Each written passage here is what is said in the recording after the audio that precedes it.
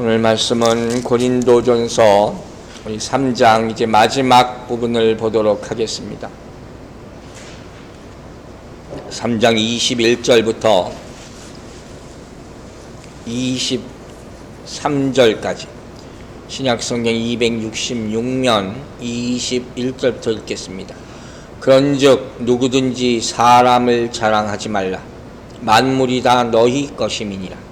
바울이나 아볼로나 게바나 세계나 생명이나 사망이나 지금 것이나 장래 것이나 다 너희의 것이요 너희는 그리스도의 것이요 그리스도는 하나님의 것이니라. 아멘.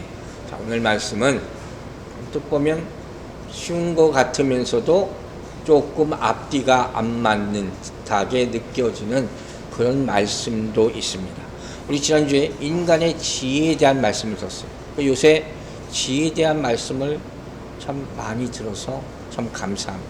그런데 요점 뭐였습니까? 인간의 지혜와 하나님의 지혜는 비교할 수 없다. 그러니까 인간의 지혜를 자꾸 내세우면 어떻게 된다고 했어요? 자기 꾀에 빠지게 되고 결국 자기가 가지고 있는 것도 다 잃어버리고 없이 할 수가 있다. 이렇게 배웠어요. 그래서 그 말씀과 오늘 말씀을 바울이 지금 연결해서 우리에게 교훈을 주는 거예요. 자, 21절 말씀부터 다시 보겠습니다. 그런즉 누구든지 사람을 자랑하지 말라. 만물이 다 너희 것임이라. 여러분, 앞부분과 21절, 뒷부분, 후반부와 이게 연결이 됩니까? 사람을 자랑하지 말라. 그리고 그 다음에 만물이 다 너희 것임이라. 참 무슨 소리인지 잘 모르겠어요. 처음에 읽어봐도. 오늘 이 말씀은 끝까지 다 들어야 돼요. 끝까지 다 열심히 들으셔야 돼요. 먼저 앞부분을 우리가 봅니다. 바울은 우리가 앞에서 지혜에 대한 말씀을 했다고 그랬잖아요. 그러니까 오늘은 자랑에 대해서 언급하는 거예요. 이게 연결이 된다는 거죠. 즉 인간의 지혜는 바울에 따르면 결국 사람을 자랑하게 만든다 하는 거예요. 앞에서 우리는 이 말씀을 들었어요. 나는 바울에게 속하고 나는 아볼로에게 속하고 나는 게바에게 속하고 이런 얘기를 들었잖아요. 그 얘기가 결국은 사람을 자랑합니다. 그것에 이제 역으로 바울이 교훈을 주는 거예요. 먼저 여러분 생각해 보세요. 사람을 자랑하지 말라. 오늘 말씀의 주제라고 할 수 있는 것이고, 바울이 왜 이렇게 이야기했을까? 왜 이렇게 선포했을까? 고린도 교인들에게 왜 그랬을까요? 이 자체가 힌트죠. 고린도 교회가 분열되고 혼란된 근본적인 이유가 바로 어떻게 해요? 서로 사람을 자랑하는 것으로부터 시작됐다는 거예요. 자, 그러면 자랑이라는 것이 왜 하게 되는지 여러분 아시죠? 여러분, 자랑을 왜 합니까? 자랑은 내가 누군가 상대방보다 누구보다 더 많이 갖거나 더 좋은 것을 알고 있거나 더 가치 있는 것을 내가 가지고 있거나 이런 뭐예요? 비교하는 거예요. 비교하는 거. 그 비교 의식에서 다 나오는 거예요. 근데 우리가 성경에서 이제까지 쭉 본 바와 같이 이러한 비교 의식은 뭘 낳아요? 시기와 질투를 낳는다고 했어요. 당연히 그렇게 된다니까요. 그리고 이 시기와 질투가 결국 어떻게 돼요? 다툼과 분쟁이 된다. 성경이 말하고 있지 않습니까? 그리고 고린도 교회도 지금 똑같다 하는 것이에요. 여러분, 분열되어 있는 걸 교회에서 모르겠습니까? 다 알죠. 모를 수가 없죠. 그러나 누구도 어떻게 수습하려고 하지 않아요. 서로 다 자기가 옳다, 자기 주장만 하지. 그게 바로 자기 주장이라는 거예요. 이게 얼마나 나쁜 결과를 가져오느냐. 여기에 대해서 정말 교회가 심각하게 생각을 해봐야 되는데 그러지 않다는 거예요. 우리가 하나 되게 해달라고 아무리 기도만 해도 소용이 없어요. 그래가지고 하나 되는 게 절대로 아니에요. 하나 되기 위해서 가장 필요한 건 뭐라고 했습니까? 행함이에요. 행함.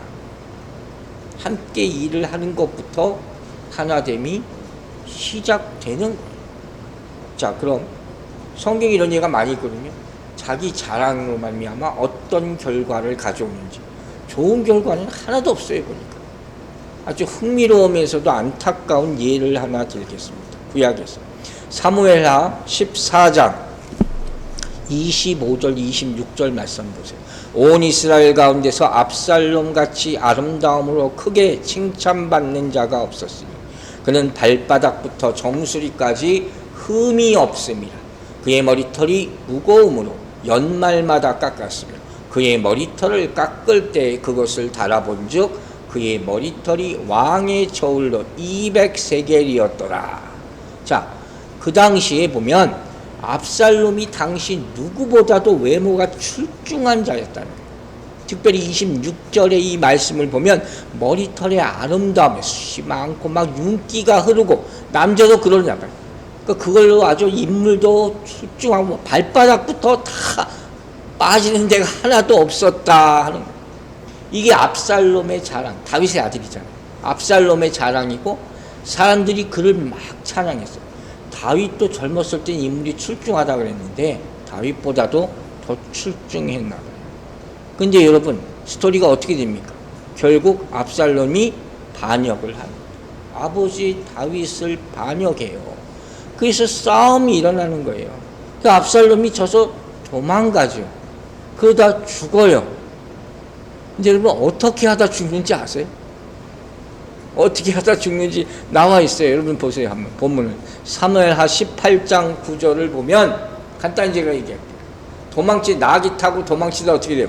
머리카락이 나뭇가지에 걸려서 붙잡혀 죽여요.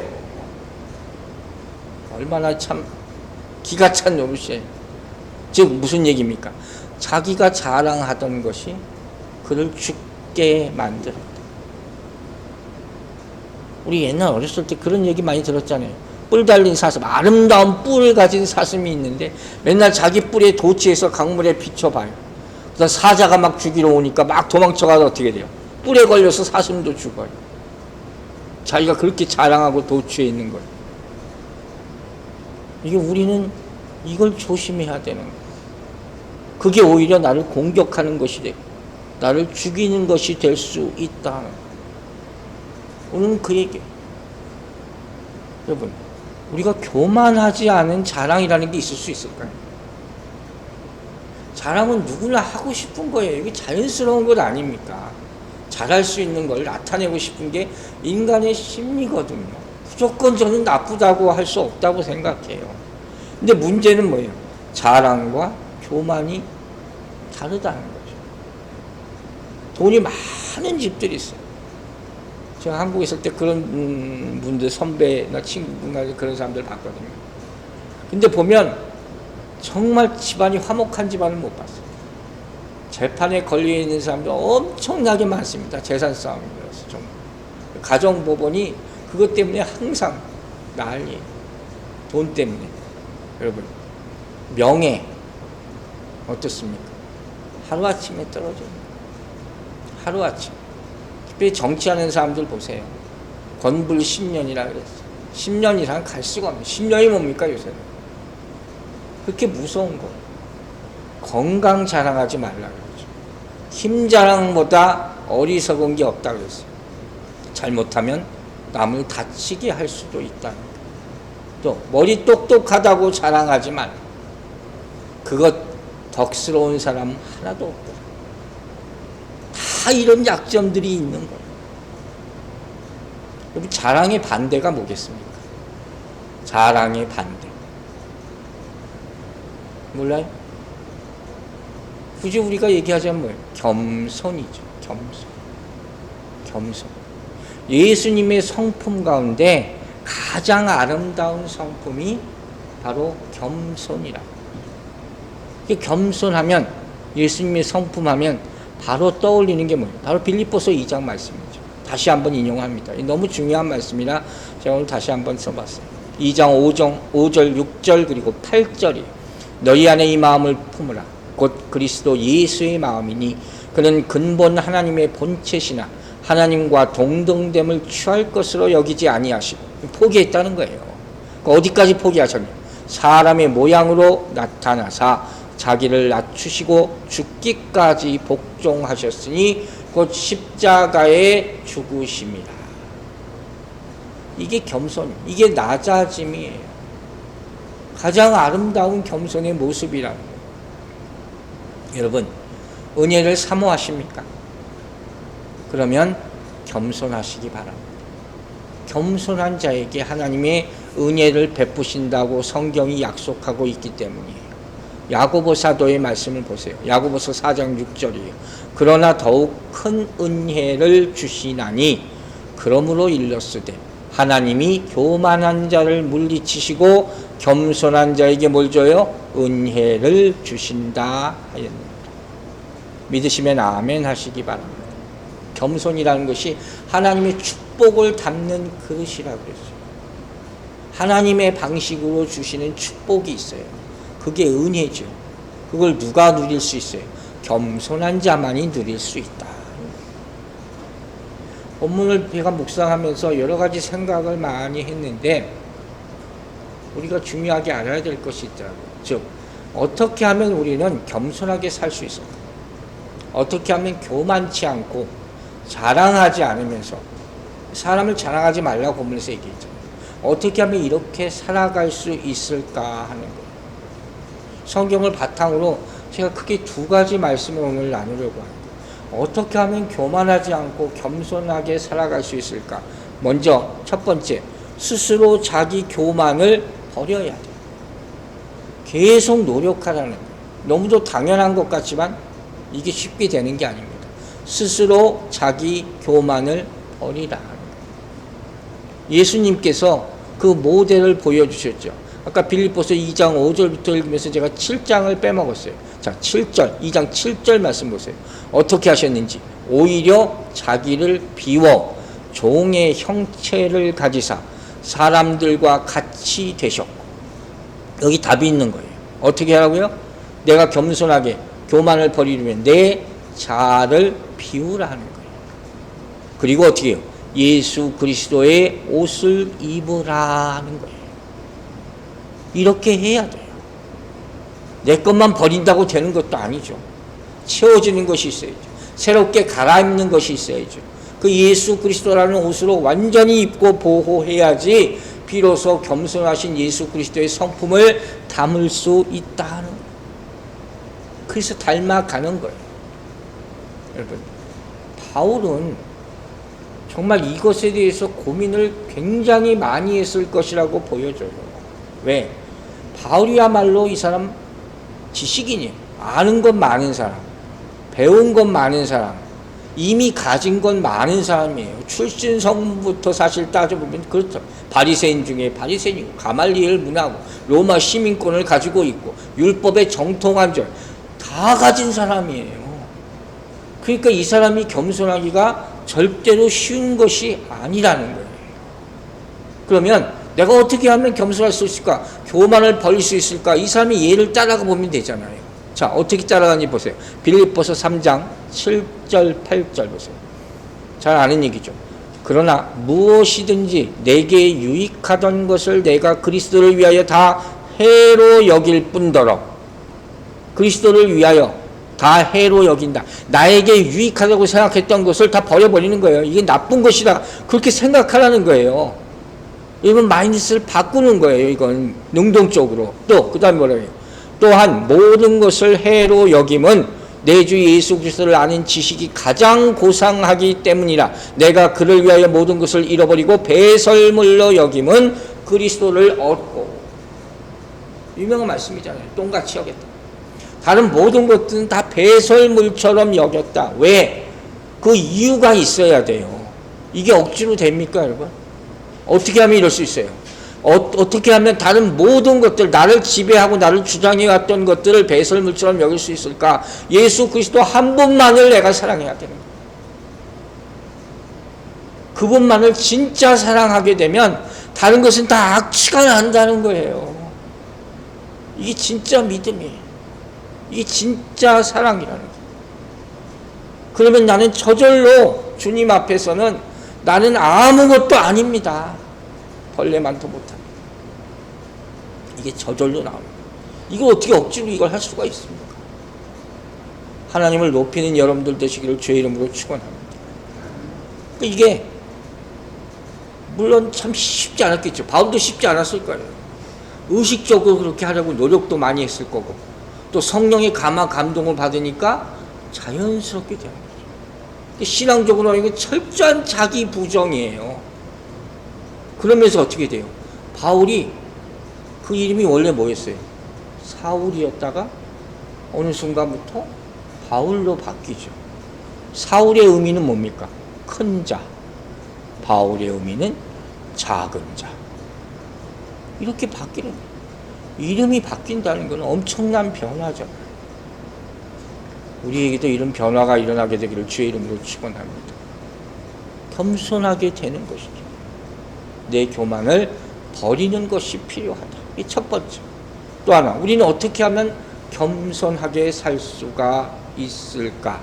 자, 두 번째 생각해 볼 점 뭐냐면, 하나님께서 만약에 우리를 겸손케 만들어 주신다면 그것을 바로 내가 받아들이고 인정할 수 있겠는가 하는 거예요. 예를 들면 이런 거예요. 우리가 하나님이 어떤 행하시는 일로 말미암아 내가 낮아질 수밖에 없는 상황과 처지가 돼요. 그런 일이 있을 수 있어요, 인생 살다 보면. 근데 그것을 축복으로 여길 수가 있겠느냐. 내가 어떻게 된다 할지라도, 내 지위가 아무리 떨어지고 낮아진다 할지라도, 하나님이 높은 데서 나를 낮추시고 가진 것을 다 빼앗아 가시고 세상에서 심지어 실패하게 만드신다 할지라도 그 하나님을 내가 찬양할 수 있겠느냐. 할 수 있습니까? 그렇게 되면 하나님이 주시는 겸손을 내가 받아들인다는 거예요. 근데 그게 안 되면 어떻게 돼요? 하나님과 불화하게 돼요. 언제든지 다시 또 교만해질 수 있는 거예요. 사람들은 잠깐 교만한 척은 다 할 수 있어요. 그러나 끝까지 겸손하기는 어려워요. 그게 우리의 문제라는 거예요. 여러분 생각해 보세요. 바울은 겸손에 대한 말을 참 많이 합니다. 그리고 또 한 가지, 바울 서신서를 보면 무슨 얘기를 많이 하는지 아세요? 자신의 연약함에 대해서 참 얘기를 많이 해요. 뭐하러 그런 얘기를 하는지 모르겠어요. 왜 그랬을까요? 겸손에 대한 얘기와 함께 자신의 연약함에 대한 얘기를 굉장히 많이 해요. 이유가 있어요. 왜? 실제로 뭐가 있어요? 육체의 가시라는 게 있어요. 육체의 가시. 그 얘기를 여러 차례 한단 말이에요. 이걸 사람들이 뭐라고 그래요? 간질병, 아니면 안질, 눈병이 있었을 것이다. 또 간질이 있었을 것이다. 이렇게 얘기들을 한다고요. 심각한 병이에요, 사실. 이 사람 몸도 약한 사람이고 외모적으로 볼 것 하나도 없는 사람이고 그런 사람이에요. 그럼 예의를 한번 들어보자고요. 바울이 이 사람이 설교자인데 이 사람 간질이 있었다고 가정을 해보세요. 설교하다가 갑자기 병이 증상이 와서 거품을 먹고 쓰러졌어요. 이러면 어떻게 되겠어요? 난리가 나는 거죠. 그러다 정신 차린다 생각해보세요. 그럼 이거 얼마나 부끄러운 것이고 주변에 있는 사람들도 얼마나 놀랍겠어요. 어떻게 생각할까, 이 바울을? 이 바울 찾아오겠어요? 이 사람이 다시 설교를 할 수 있겠어요? 그런데 갈라디아서를 보면 놀라운 말씀이 나와요. 이 갈라디아 교인들이 이 연약한 바울을 어떻게 대했는가. 자, 갈라디아서 4장 13절 14절이에요. 내가 처음에 육체의 약함으로 말미암아 너희에게 복음을 전한 것을 너희가 아는지라. 갈라디아 교인들이 이미 알아요. 바울 사도가 문제가 있는 거예요. 너희를 시험하는 것이 내 육체에 있으되 이것 가지고 시험당할 수 있을 정도라는 거예요. 이것을 너희가 업신여기지도 아니하며 버리지도 아니하고 오직 나를 하나님의 천사와 같이 또는 그리스도 예수와 같이 영접하였도다. 너무 은혜되는 말씀이에요. 그죠? 이들이 바울의 연약함을 알아요. 눈으로 봤어요. 그러나 그거 가지고 업신여기지 않았다. 만약에 이거 가지고 모자라고 비웃고 핍박하고 그랬다면 바울은 없었을 거예요. 없었을 거예요. 근데 분명히 모자라고 문제가 있지만 그것이 아무 문제가 되지 않습니다. 이렇게 했다는 거예요. 여기에 자족함이 있는 거예요. 여기에 감사가 있는 거예요. 은혜라는 건 이럴 때 얻는 거예요. 그래서 피차 더 겸손하게 하고 피차 더 감사하게 하는 거예요. 생각하는 거죠. 바울과 같은 사람도 저런 연약함이 있구나. 그걸 느끼는 거예요. 바울은 자기의 허물을 가지고 아무런 얘기도 안 하는 교인들을 보면서 또 겸손하게 되고 내가 더 열심히 섬겨야 되겠구나 하는 마음이 들게 만드는 것이죠. 이런 일이 생기는 거예요. 이 얼마나 은혜로운 모습이에요.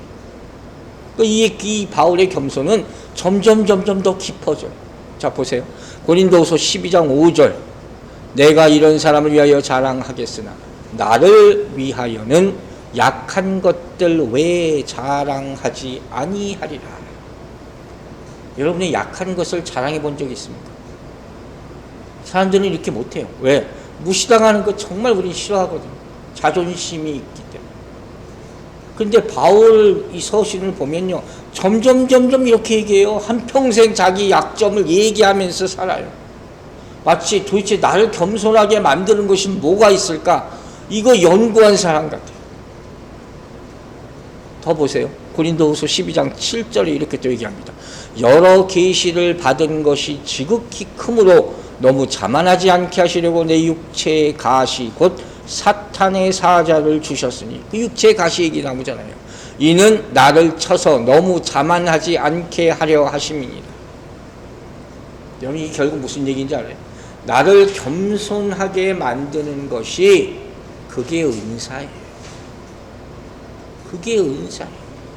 은사는 자랑이 아니에요. 내를 자랑하는 게 아니에요. 은사는 다른 사람에게 덕을 끼치는 것이라 그랬고 하나님을 나타내는 거예요. 오로지 그걸. 겸손의 은혜가 더 큼을 깨닫게 되기를 주의 이름으로 축원합니다. 교만은 영의 눈을 멀게 하는 거예요. 귀를 닫게 하는 거예요. 점점 하나님의 은혜로부터 멀어지게 만든다는 거예요. 그 결과 어떻게 됩니까? 12장 9절 고린도서 12장 9절 보세요. 나에게 이르시기를 내 은혜가 어떻게 해요? 내게 족하더라. 결국 이 말 나오잖아요. 이때 깨닫는 거예요. 이는 내 능력이 약한 데서 온전하여짐이라 하신지라. 그러므로 도리어 크게 기뻐함으로 나의 여러 약한 것들에 대하여 자랑하리니 이는 그리스도의 능력이 내게 머물게 하려 함이라. 아멘이죠. 그렇죠? 우리가 약함을 택해야 하는 이유가 나와요. 뭡니까? 그래야지 그리스도의 능력이 내 안에 머물게 됨을 믿으시기 바랍니다. 능력 구하지 말고 내가 그 능력을 받을 자세와 준비가 돼 있는가 그걸 알아야죠. 내가 겸손해지면 하나님은 못해요. 그걸 살피고 계시기 때문에. 자 이제 다시 돌아와서 바울이 오늘 고린도 교인들에게 말하는 요지가 그럼 뭐예요? 왜 이렇게 교만을 버리고 사람을 자랑하지 말고 겸손하라 얘기하는 이유가 뭐예요? 즉 고린도 교회에 세상의 지식이나 세상의 지혜를 자랑하는 사람들이 너무 많이 들어와 있다 하는 거예요. 지금 그런 것들을 끌어들이지 말라. 그렇게 잘난치 않은 사람들을 끌어들이지 말라 하는 거예요. 왜? 교회는 그런 곳이 아니기 때문에. 교회는 예수 그리스도의 진리의 말씀을 세상에 흘러가게 하는 곳이지 세상의 것들을 이것저것 다 모아서 만드는 곳이 아니다 하는 거예요. 그걸 잘 생각하라는 거예요. 교회는 샘물이라고 그랬어요. 샘물. 생수의 강이 흐릅니다. 근데 어떻게 해요?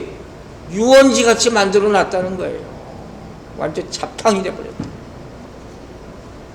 교회의 거룩함이 없어졌어. 이게 오늘날 교회의 모습과 똑같은 거예요.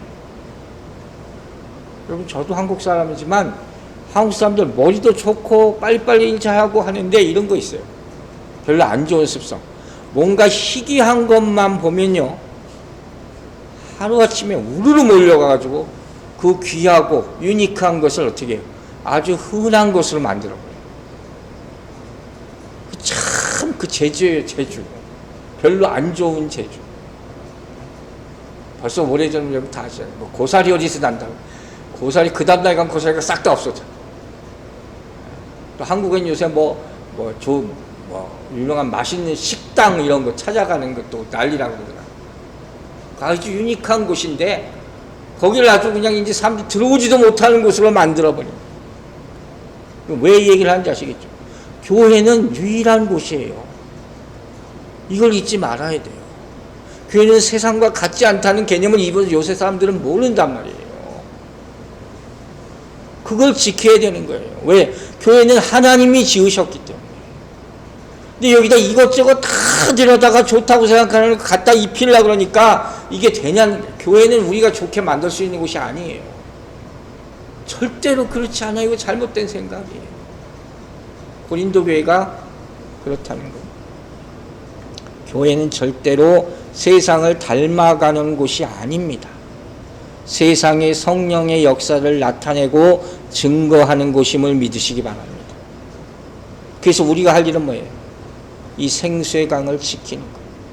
성령의 역사가 나타날 수 있도록 눈물로 기도하는 것. 오로지 하나님의 영광만 나타내는 것. 그것이 성도의 일임을 믿으시기 바랍니다. 바울은 이 얘기를 설명하기 위해서 역설적으로 이제 설명하는 거예요. 자, 그래서 21절 후반부에 만물이 다 너희 것임이라. 다시 한번 생각해 보세요. 앞부분이 뭐예요? 사람을 자랑하지 말라. 그리고 만물이 너희 것임이라. 이게 무슨 말이에요? 앞에 말과 뒤에 말. 여러분 아직도 이해 잘 못하실 거예요. 제가 서두에 그랬어요. 어떻게 결론을 맺는지를 봐야 된다는 거예요. 바울이 이렇게 말한 즉슨 뭐냐면 당시 철학가들은 어떻게 생각했느냐. 지혜로운 자들이 모든 것을 다 소유한다고 생각했어요. 여기 나오는 만물이 다 내 것이다 하는 그런 식으로. 그리고 고린도 교회 가운데 자칭 지혜롭다 생각한 사람들도 다 이런 것으로 생각했다는 거예요. 그래서 교만해졌다는 거예요. 다 내 거야. 다 내 소유야. 그래서 바울은 이것이 잘못된 생각이라는 것을 일깨워 주는 것이에요. 하나님의 지혜를 통해서. 아시겠죠? 그리고 이 말이 22절에 이렇게 이어집니다. 자, 3장 22절 고린도전서. 바울이나 아볼로나 게바나 세계나 생명이나 사망이나 지금 것이나 장래 것이나 다 너희의 것이요. 그랬어요. 먼저 바울이 예를 든 사람은 뭐예요? 고린도 교회에 영향을 미치는 파벌로 나누는 그런 지도자들이죠. 영적인 지도자들. 바울, 아볼로, 게바. 이 사람들은 뭐라는 거예요? 모든 전체 성도들의 소유지 어떤 특정 파벌의 소유가 아니라는 거예요. 지금 그 얘기예요. 아시겠어요? 즉, 이 지도자들은 교회 전체가 공동으로 소유하고 있는 영적인 자산이에요. 하나님의 말씀을 증거하는 통로로 사용되는. 선지자건 사역자건 말씀 증거자건 전도자는 다 이런 사명을 가지고 하는 거예요. 내가 누구를 위해서 있는 것이 아니에요. 성도들도 아무개 목사는 누구만 좋아해. 이거 잘못된 생각이라는 거예요. 누구에 속한 사람도 아니고 누구를 위한 사람도 절대로 아니다. 이 교회 전체에 영적인 은사를 나누기 위해서 하나님이 세운 사람일 뿐이다. 이렇게 설명해 주는 거예요. 자, 이제 그 다음 보세요. 생명이나 사망이나 지금 것이나 장래 것이나 다 너희 것이요. 자, 이건 무슨 소리겠습니까? 일단 기본적으로 모든 생명의 주인은 누굽니까? 하나님이시죠. 생명을 누가 주신 거예요? 하나님이 우리에게 주신 선물이요. 하나님께 속한 것이라는 것을 인정하는 거예요. 그런데 여기 나오는 생명, 사망, 지금 것, 장래 것, 이 단어들을 생각해 보면 뭐가 떠올리세요? 이건 우리 마음대로 할 수 없는 것들이. 한계가 있는 것, 제한되어 있는 것들, 이런 우리를 미혹할 수 있는 것이고 두려움에 빠지게도 할 수 있는 것이 생명과 사망과 지금 것, 현재, 또 미래에 장차 올 것, 이런 것들이란 말이에요. 왜? 우리가 컨트롤할 수 없고 우리가 극복할 수 없는 것들이니까 우리 꼭 필요하지만 두렵기도 한 존재예요. 자, 그럼 이런 것들을 여러분은 어떻게 상대할 거예요? 어떻게 대할 것이요? 어떻게 극복할 거예요? 어떻게 할 겁니까? 그걸 물어보는 거예요. 여기에 대해서 성경은 뭐라고 설명합니까? 이 모든 생명과 죽임과 하는 것, 현재와 장래일에 관한 것은 예수 그리스도의 십자가와 부활을 통해서 이미 다 해결됐다. 다 극복됐다는 거예요. 이해가세요? 다 극복된 문제예요. 예수 그리스도의 십자가 사건이 없었으면 우리는 여기에 다 걸려요. 그러나 예수 그리스도의 십자가 사건 때문에 이건 다 해결된 문제라는 거예요. 그러므로 이것을 믿을 때 이것은 뭐예요? 생명, 사망도 다 성도들의 소유가 될 수 있다. 아멘 되십니까? 그 얘기를 하는 거예요. 성도는 예수 그리스도의 안에서 이미 어떻게 돼요? 생명을 얻었잖아요. 그러면 이건 내 거예요, 이제. 거기에 내가 흔들릴 이유가 없어요. 사망도 예수 그리스도께서 십자가에 부활하심으로 승리하셨잖아요. 이것도 내 것이 되는 거예요. 이 사실을 믿음으로 말미암아 생명도 사망도 다 우리의 것입니다. 이렇게 얘기할 수 있게 되길 바랍니다. 믿음의 선포죠. 자, 그 다음 또 보세요. 뭐가 있어요? 지금 것이나 장래 것, 이것도 다 성도들의 소유예요. 이것도 무슨 소리입니까? 지금 것, 장래 것, 이거 다 시간 개념이잖아요. 시간에 대한 걸 우리가 다 알 수 없는 건데 바울은 지금 이거 어떻게 얘기하나? 종말론적인 관점에서 얘기하는 거예요. 지금 것이 내 것이 되기 위해서는 어떤 믿음이 필요합니까? 예수 그리스도의 십자가 사건을 내가 지금 믿을 때 내 시간은 뭐예요? 카이로스의 시간, 하나님의 시간이 된다는 거예요. 믿어지십니까? 이걸 믿을 때 마찬가지예요. 장래 것은 뭐예요? 주님이 재림하실 때 주님께서 이루실 모든 것들, 그때 완전한 모습으로 우리는 다 소유가 될 것을 믿으시기 바랍니다. 그게 뭐예요? 히브리서 11장 1절이에요. 믿음은 바라는 것의 실상이라는 거예요. 장래일, 보지 못하는 것들의 증거다는 거예요. 그러나 내가 지금 믿음으로 말미암아 장차 우리가 받을 것을 나는 이미 받은 줄로 믿습니다 하는 거예요. 그 시간도 다 나의 것이 될 수 있다 하는 것이죠. 그리고 첫 번째 믿사한 게 있어요. 세상도 다 우리 것이다. 여러분, 세상이 어떻게 우리 것입니까? 성경은 이것을 설명해줘요. 자, 에베소서 2장 5절과 6절 보세요. 허물로 죽은 우리를 그리스도와 함께 살리셨고 너희는 은혜로 구원을 받은 것이다. 또 함께 일으키사 그리스도 예수 안에서 함께 하늘에 앉히시니 그랬어요. 그럼 찾으셨어요? 세상이 어떻게 우리의 것이 됩니까?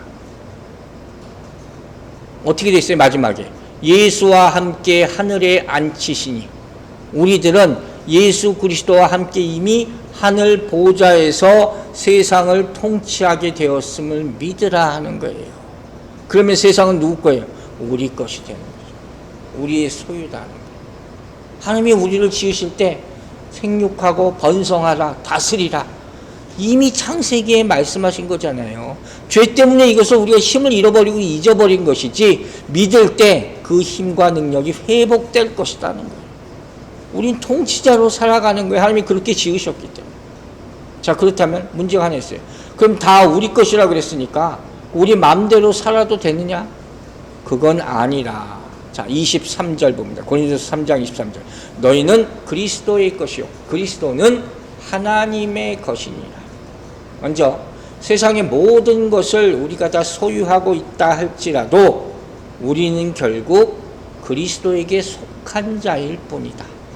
이걸 인정하라는 거예요. 다 누리세요.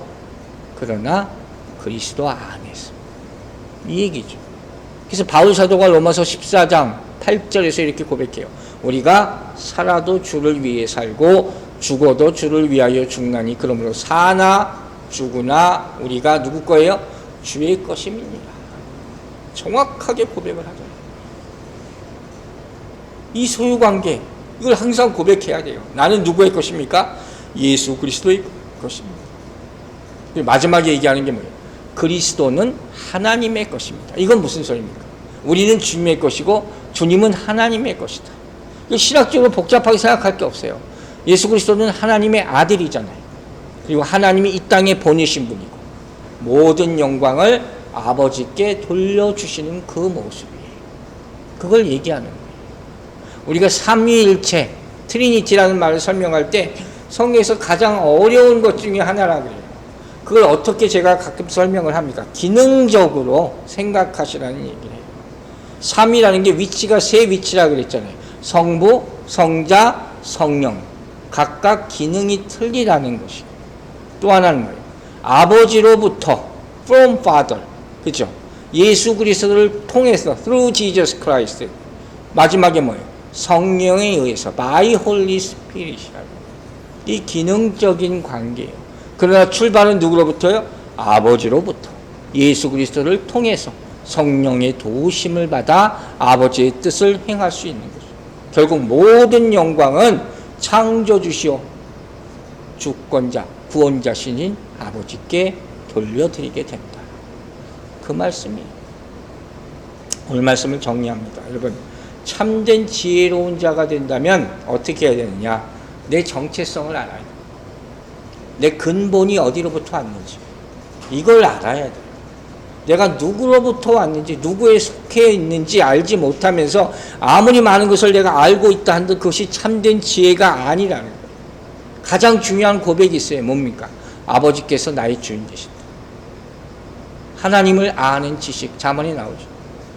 이게 지혜의 근본이라고 했어요. 항상 그것을 점검해 보시기 바랍니다. 고백하시기 바랍니다. 아버지가 나의 주인 되십니다.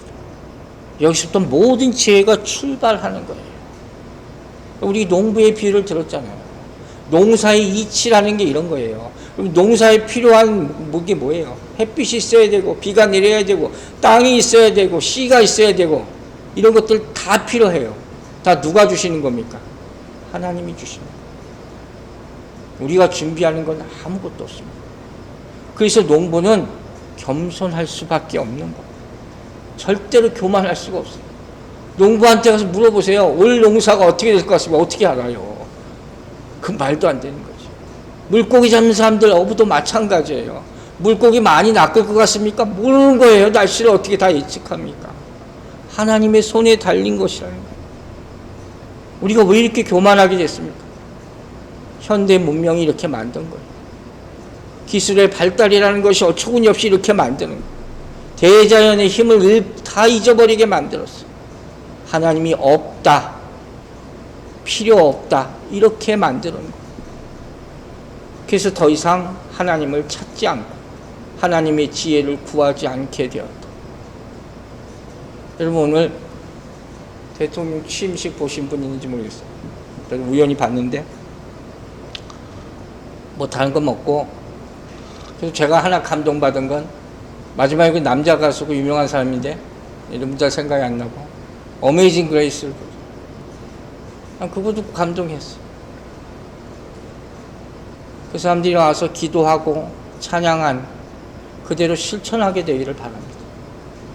하나님의 말씀에 순종하는 위정자들 되길 바랍니다. 하나님만이 이 자리를 지켜주실 줄도 믿습니다. 우리가 생각하는 것이나 말하는 것이나 결정하는 것이나 다 주인 되신 하나님께 고하고 의지해야 될 줄도 믿습니다. 그렇다면 고린도 교회가 당한 문제 같은 어떤 문제도 해결하게 될 줄로 믿습니다. 중요한 건 사람이 아니죠. 하나님이죠. 나 중심, 사람 중심이 아니라 하나님 중심으로 모든 것을 바라봐야 됩니다. 바울이 얘기합니다. 사람을 자랑하지 말라. 다시 말해서 하나님만을 자랑하는 사람으로 살아가는 우리 모두가 되기를 주의 이름으로 축원합니다. 기도하겠습니다. 아버지 하나님, 오늘 주신 말씀 겸손케 우리를 하나님만 자랑하는 사람으로 만들어주시고 매일마다 점검하게 하여 주셔서 하나님의 영광을 가린 일이 없도록 도와주시옵소서. 하나님의 은혜를 가장 큰 것으로 여기고 우리가 낮아질 때 그것이 임한다는 것을 깨달으면서 하루하루 오로지 하나님이 주시는 능력으로 극복하고 이겨내고 승리하는 체험들이 있게 하여 주시옵소서. 작은 경험에서부터 큰 경험에까지 하나하나 다 목도하고 직접 체험하게 하여 주심으로 말미암아 강건케 하여 주시고, 그로 말미암아 어떤 시험이 와도 이제는 흔들리지 않고 굳건한 믿음으로 사는 개인과 공동체와 이 나라가 될 수 있도록 축복하여 주시옵소서. 지혜를 주시기를 간절히 구하며 예수 그리스도의 이름으로 기도했습니다. 아멘.